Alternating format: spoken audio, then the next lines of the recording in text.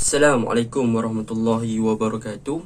Hari ini saya nak buat ulasan perlawanan di antara KL City menentang pasukan Perak, yang mana keputusan berakhir dengan seri 0-0. Okey, keputusan ini adalah satu keputusan yang tidak memeranjatkan bagi KL City. Sebab apa? Sebab dalam saingan Liga Super pada kali ini, sehinggalah match yang ke-15, KL City memang mempunyai masalah ketika mereka bertandang ke tempat lawan, yang mana mereka memang susah lah nak menang bila mana mereka bermain di away game. Dan benda yang sama sekali lagi berlaku kepada KL City. Boleh saya katakan KL City ni tak ada luck kalau main away game. Kesianan dekat tim KL City. Kalau lihat daripada corak permainan dan juga performan pasukan, tak ada masalah pun. Bukannya mereka main teruk ke apa, tapi tak boleh nak menang. Okey, tak apa, kita masuk dalam ulasan perlawanan. Kita mulakan ulasan dengan pasukan Perak dahulu, tentang apa yang bagus dan juga apa yang Perak improve. Yang pertama yang boleh saya katakan, pertukaran goalkeeper Hafizul Hakim dan juga Azri Ghani adalah satu pertukaran yang agak tepat oleh Choi Ifat, apabila Azri Ghani menunjukkan satu performan yang sangat bagus apabila beliau berjaya menjaga gawang pasukan Perak daripada dibolosi oleh pemain-pemain KL City, yang mana dia banyak menepis shoot jarak jauh, situasi bola mati dan sebagainya.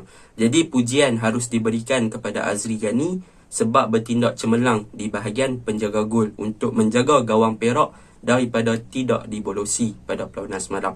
Okey, yang kedua, apa yang bagus ataupun yang telah diimprove oleh pasukan Perak adalah di bahagian pertahanan mereka, iaitu pertahanan mereka terutamanya di bahagian fullback, bahagian back kanan dan juga back kiri. Back kanan Amirul Azhan, back kiri Rafiuddin, yang mana mereka berdua bermain dengan sangat baik apabila mereka berdua berjaya mengekang asakan daripada Hadin dan juga J. Partiban, yang mana Rafiuddin berjaya merantai Partiban pada perlawanan semalam. Walaupun ada beberapa simple mistake yang dilakukan, tetapi Rafiuddin bermain secara overallnya sangat baik untuk menghalang Partiban daripada melakukan larian-larian yang baik di sebelah kiri, manakala untuk Amirul Azhan berjaya mengekang Hadin Azman daripada membuat larian-larian berbahaya di belah kanan. Jadi pujian harus diberikan kepada Amirul Azhan dan juga Rafiuddin berjaya mengekang dua pemain wing yang sangat bahaya dalam Liga Malaysia ni, iaitu Hadin dan juga Partiban. Manakala untuk back tengah, iaitu Marcel dan juga Idris bermain dengan sangat-sangat baik juga apabila mereka bertahan dengan sangat baik sebagai satu department lah. Kiranya back 4 Perak semalam memang harus diberi pujian selain daripada goalkeeper mereka, iaitu Azri Ghani, untuk mengekang asakan daripada pihak lawan. Yang ketiga yang saya boleh katakan apa yang improve tentang pasukan Perak adalah mengenai Sergio Aguero, yang mana boleh saya katakan pemain yang mempunyai work rate ataupun kerja keras yang sangat tinggi pada perlawanan semalam adalah Sergio Aguero, yang mana Choi Ifat meletakkan Aguero bermain di midfield, dan peranan Aguero ni lebih kepada free role, dan beliau berjaya memainkan peranan yang sangat penting untuk pasukan Perak bagi menggerakkan serangan bagi pasukan Perak, dan dia juga berjaya untuk membantu bahagian pertahanan pasukan Perak di samping dibantu oleh Danish Haziq yang bermain sebagai defensive midfielder. Jadi Sergio Aguero punya role ataupun peranan sebagai free role ni adalah satu peranan yang sangat baik lah untuk pasukan Perak, yang mana dia boleh menyeimbangkan di antara menyerang dan juga bertahan. Itu yang ketiga yang saya suka ataupun apa yang diimprove oleh pasukan Perak pada perlawanan semalam. Okey, kita masuk dalam kelemahan pasukan Perak. Sebab apa mereka tak boleh nak menang ataupun mereka tak boleh nak skor? Okey, kelemahan yang pertama pasukan Perak adalah mengenai Nana Poco. Yang mana Nana Poco ni bagi saya dia ada dua kelemahan. Yang pertama, kelemahan diri sendiri. Yang kedua adalah kelemahan daripada pasukan ataupun rakan-rakan pasukan Perak sendiri. Okey, untuk kelemahan daripada rakan-rakan pasukan Perak adalah disebabkan Perak mengambil pendekatan untuk bermain dengan long ball, yang mana mereka akan cuba untuk membuat hantaran jauh bagi mencari Nana Poco yang bermain sebagai striker tunggal pada perlawanan semalam.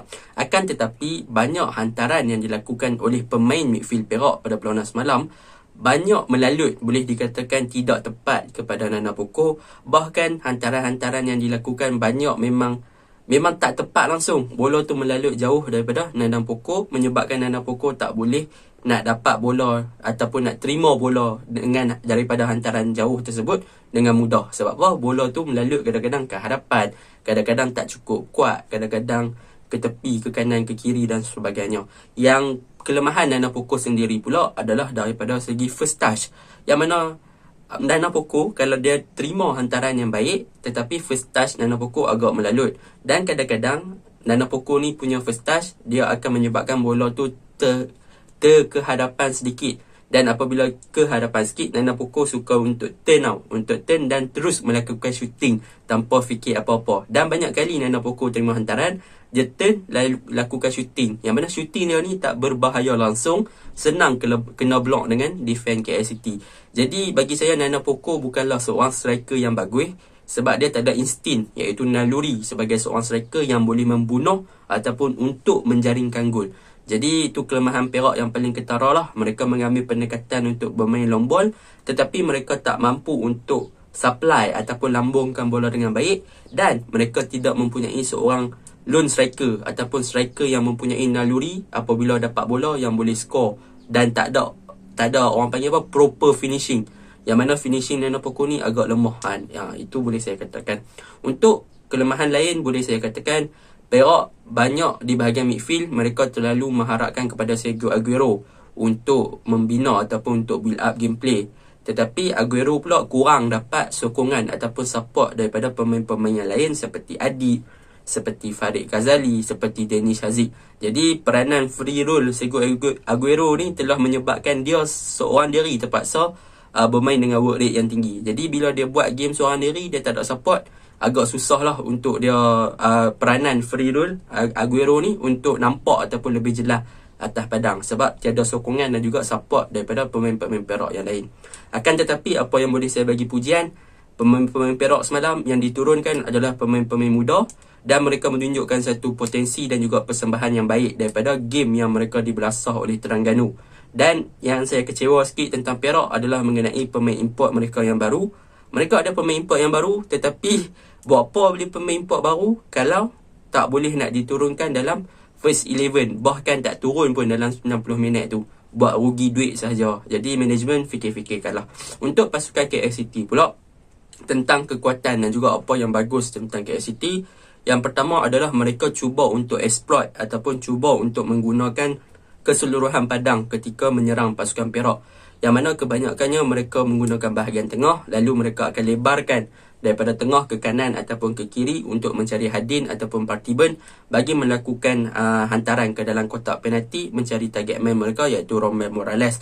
Jadi corak permainan yang ditunjukkan oleh pasukan KLCT semalam lebih kurang macam tu. Mereka mengambil pendekatan untuk bermain dengan tenang, short passing dan menggunakan bahagian sisi padang yang sangat-sangat lebar, iaitu Partiban dan juga Hadin untuk memulakan serangan. Tetapi disebabkan kekentalan defend Perak, mereka gagal untuk menjaringkan gol. Itu yang pertama, tentang kekuatan dan juga apa yang bagus tentang KLCT. Yang kedua, apa yang bagus tentang KLCT adalah mengenai peranan midfield mereka, iaitu Kenny Parash dan juga Zafri Yahya.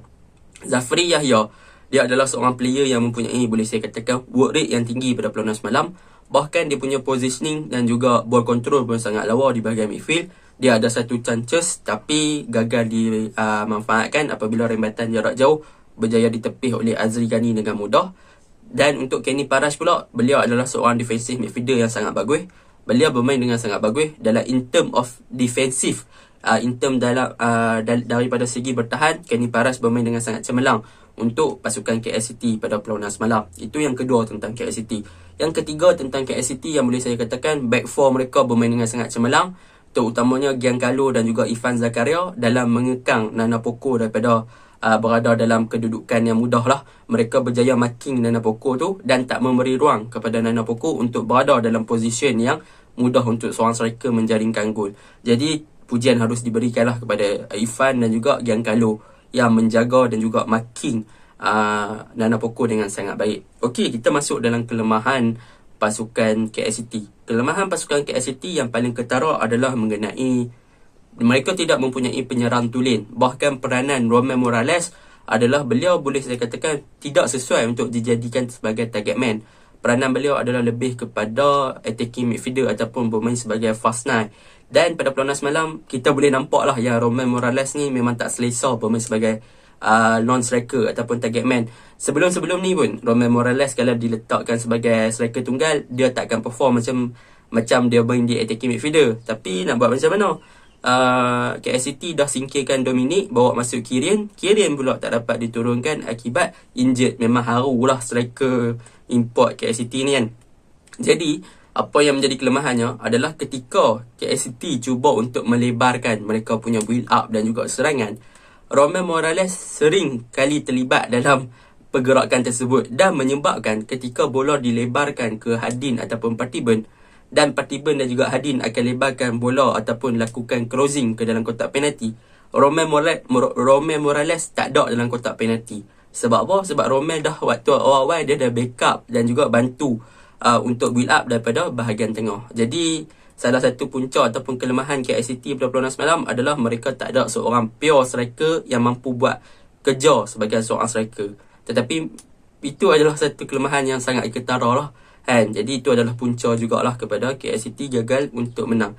Kelemahan-kelemahan lain yang KL City ada adalah mengenai Hardin dan juga Partiban, yang mana mereka masih lagi tidak berada di tahap potensi ataupun prestasi yang sebenar, yang mana banyak gerakan dan juga dribble yang mereka cuba lakukan, larian-larian mereka senang dipatahkan oleh Rafiuddin dan juga Amirul Azhar. Boleh katakan mereka punya individual skill masih lagi terhad dan senang dibaca oleh pertahanan pihak lawan. Secara konklusinya, kedua-dua pasukan bermain dengan sangat baik, bertahan dengan baik, menyerang dengan baik, cumanya tiada luck untuk kedua-dua pasukan bagi menjaringkan gol. Itu saja ulasan saya. Assalamualaikum warahmatullahi wabarakatuh.